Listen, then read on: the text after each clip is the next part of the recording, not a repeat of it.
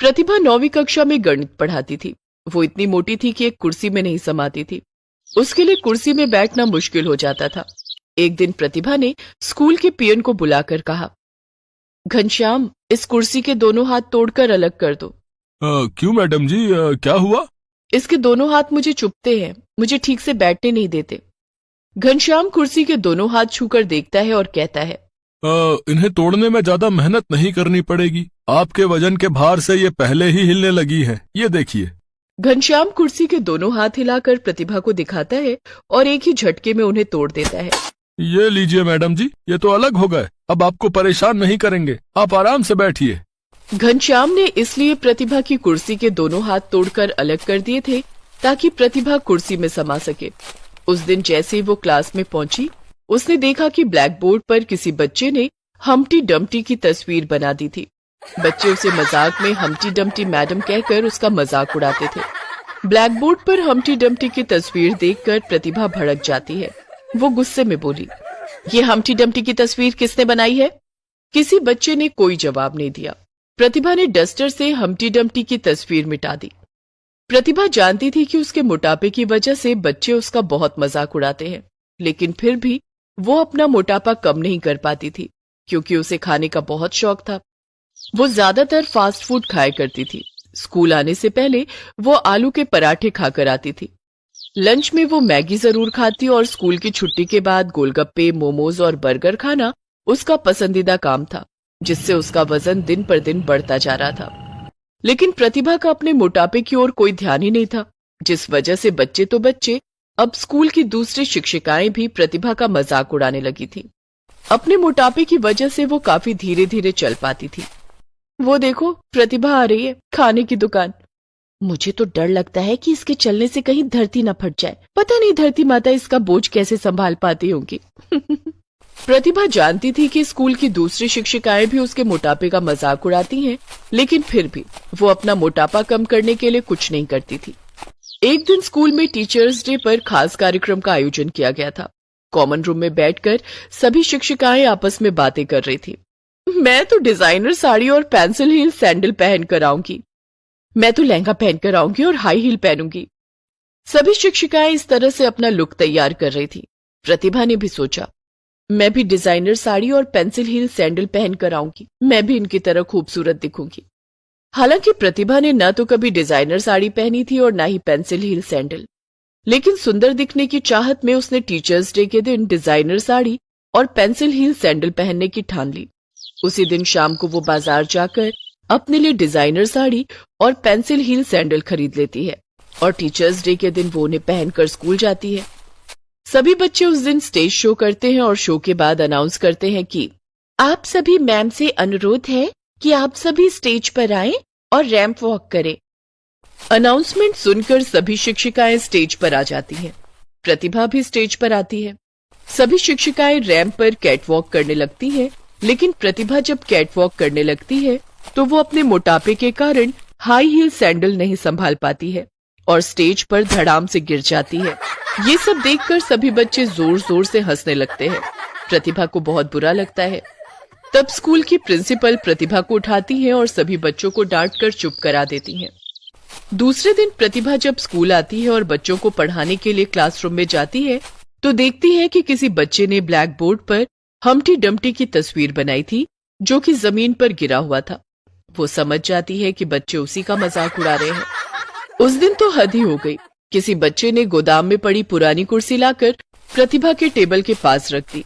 प्रतिभा जैसे ही कुर्सी पर बैठी, कुर्सी टूट गई और प्रतिभा फिर से जमीन पर गिर गई। इस बार उसे ज्यादा ही चोट लग गई थी। वो दर्द के मारे चीखने लगी। उसकी आवाज सुनकर स्कूल का पियोन घनश्याम दौड़ कर आया। क्या हुआ मैडम जी, आपको चोट तो नहीं लगी? मैं उठ नहीं पा रही हूँ, मेरी कमर में बहुत दर्द हो रहा है। घनश्याम ने सहारा देकर प्रतिभा को उठाने की कोशिश की, लेकिन ज्यादा भार होने के कारण वो प्रतिभा को नहीं उठा पाया। उसने आवाज लगाकर दूसरे पियोन को भी बुलाया। अरे रमेश, सुरेश, बिज्जू, अरे जल्दी से 9वीं कक्षा में आओ। अरे प्रतिभा मैडम को चोट लग गई है। सभी भागकर 9वीं कक्षा में आए। चारों ने मिलकर प्रतिभा को उठाया, तब कहीं प्रतिभा उठ पाई, लेकिन वो चल नहीं पा रही थी और उसे काफी दर्द भी हो रहा था। स्कूल की प्रिंसिपल ने फोन करके एम्बुलेंस बुलाया और प्रतिभा को अस्पताल लेकर गई। अस्पताल में इनकी कमर की हड्डी में हेयर लाइन क्रैक आ गया है। काफी वजन होने के कारण उसे ठीक होने में टाइम लगेगा। इन्हें अभी 1 महीने तक बेड रेस्ट की जरूरत है। Okay doctor. डॉक्टर प्रतिभा का इलाज करता है और उसे घर भेज देता है। प्रतिभा 1 महीने से भी ज्यादा वक्त तक बेड रेस्ट पर रहती है। बेड पर बैठे बैठे वो और भी खाने लगी, जिस कारण वो पहले से भी ज्यादा मोटी हो जाती है। अब तो मैं पहले से भी ज्यादा मोटी हो गई हूँ। बच्चे तो मेरा और ज्यादा मजाक उड़ाएंगे। मुझे कुछ करना होगा। इस बार टीचर्स डे पर मैं पतली होकर रैंप वॉक करूंगी। प्रतिभा प्रिंसिपल से कहकर कुछ दिन की छुट्टी और मांग लेती है। मैम, मुझे अभी डॉक्टर ने कुछ दिन और रेस्ट करने के लिए कहा है। कोई बात नहीं प्रतिभा, तुम पूरी तरह से ठीक हो जाओ तभी स्कूल आना। Thank you ma'am.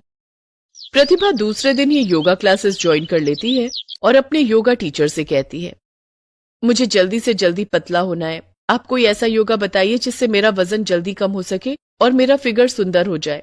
बिल्कुल मैम, मैं आपको वैसा ही योग बताऊंगा जिससे आपका वजन जल्दी कम हो जाएगा, लेकिन साथ में आपको अपनी डाइट पर भी कंट्रोल करना होगा। डाइट पर कंट्रोल? देखिए, अगर आप अपनी डाइट पर कंट्रोल नहीं करेंगी तो योग करने से भी ज्यादा फायदा नहीं होगा। अगर आपको अपना फिगर फिल्मी एक्ट्रेस की तरह बनाना है तो आपको कंट्रोल डाइट ही लेनी होगी। ठीक है, मैं कोशिश करूंगी। उस दिन से प्रतिभा योगा क्लास करने लगी और अपने योगा टीचर के बताए हुए डाइट को फॉलो करने लगी। लगभग 1 महीना बीत जाने के बाद प्रतिभा ने अपना वजन थोड़ा बहुत कम कर लिया था। 1 महीने बाद जब वो स्कूल पहुंची तो उस दिन भी बच्चों ने उसका मजाक उड़ाते हुए ब्लैक बोर्ड पर लिख दिया था कि वेलकम बैक हम्टी डम्टी। प्रतिभा ने कुछ नहीं कहा, सिर्फ अपने आप से बोली, बहुत जल्द मेरे सर से हम्टी डम्टी का टैग भी हट जाएगा। अब प्रतिभा पहले से ज्यादा मेहनत करने लगी। वो स्कूल आने से पहले सुबह 5 बजे उठकर जॉगिंग करती और खाने में ओट्स, सूखी रोटी और हरी सब्जियां और दाल का पानी लेती।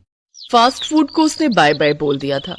एक दिन स्कूल खत्म होने के बाद गोलगप्पे वाले ने उसे आवाज लगाई, अरे प्रतिभा मैडम। हाँ भैया, बोलो कैसे हो? मैं तो ठीक हूँ मैडम, लेकिन लगता है आप हमारी दुकान का रास्ता ही भूल गई है। आजकल गोलगप्पे खाने नहीं आती। हाँ भैया, अब मैंने ये सब खाना छोड़ दिया है। मैगी के स्टॉल लगाने वाले भैया ने भी कहा, प्रतिभा मैडम, मैगी से कोई नाराजगी हो गई क्या? नहीं भैया, मैगी से कोई नाराजगी नहीं है, बस अपना वजन थोड़ा कम करना है। मोमो वाला भी प्रतिभा की ओर टकटकी लगाए देखते रहता है, लेकिन प्रतिभा ने अब ये सब खाना छोड़ दिया था। अब स्कूल की छुट्टी होती ही प्रतिभा सीधे योगा क्लास पहुंच जाती और योगा करती। कुछ दिनों के बाद स्कूल में गर्मियों की छुट्टियां हो गई। वजन कम करने के लिए मुझे अब और वक्त मिल गया है। इस 1.5 महीने में मैं अपना वजन काफी घटा लूंगी। गर्मी की छुट्टियों में प्रतिभा ने खूब पसीने बहाए और खूब जॉगिंग की, रनिंग की और योगा किया। वजन घटाने के लिए वो घर में झाड़ू पोछा भी खुद करने लगी। 1.5 महीने के बाद जब स्कूल खुला तो सभी बच्चे, शिक्षिकाएं और प्रिंसिपल सभी प्रतिभा का फिगर देखकर हैरान थे। प्रतिभा काफी पतली हो गई थी, या यूं कहें कि वो कामिनी काया की मालकिन हो गई थी।